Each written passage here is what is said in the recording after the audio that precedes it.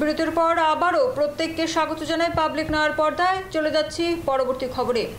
টানা বর্ষণে সৃষ্ট বন্যায় বিপর্যস্ত মানুষদের পাশে এসে দাঁড়ালেন ৩৫ বিলোনিয়া মণ্ডলের বিজেপি কর্মীরা। মণ্ডল সভাপতি সায়ন্তন দত্তের নির্দেশে দলের পক্ষ থেকে দুর্গত এলাকার মানুষদের শুকনো খাবার, শিশুদের জন্য দুধ ও প্রয়োজনীয় সামগ্রী বিতরণ করা হয়েছে বিভিন্ন শরণার্থী শিবিরে।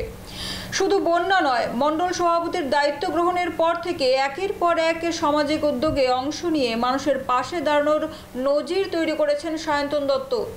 মানবিক সহানুভূতির এই উদ্যোগে এলাকাবাসী সন্তোষ প্রকাশ করেছেন এবং নেতৃত্বে সায়ন্তন দত্তের ভূমিকাকে প্রশংসা করেছেন। শুনব মণ্ডল কার্যকর্তার বক্তব্য। নমস্কার। আজকে আমরা ভারতীয় জনতা পার্টির ৩৫ বিলোনিয়া মণ্ডলে শ্রদ্ধেয় আমাদের মণ্ডল সভাপতি সায়ন্তন দত্ত মহোদয়ের নির্দেশ ক্রমে আমরা বিলোনিয়া মণ্ডলের অন্তর্গত আমাদের বিভিন্ন গাঁও সভাতে আমরা যাই এবং ওনাদের যে অস্থায়ী যে সরকার থেকে দেওয়া যে অস্থায়ী যে শেল্টার হাউসগুলো আছে সেখানে আমরা উপস্থিত হয়ে ওনাদের খোঁজখবর নিই এবং পাশাপাশি ওনাদেরকে আমরা কিছু শুকনো খাবার দিই।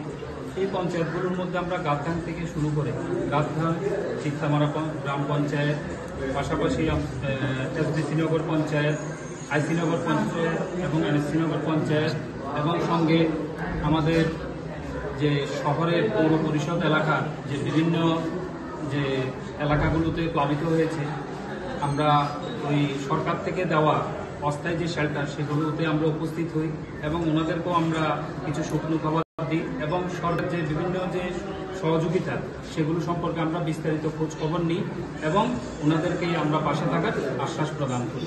ধন্যবাদ। নমস্কার।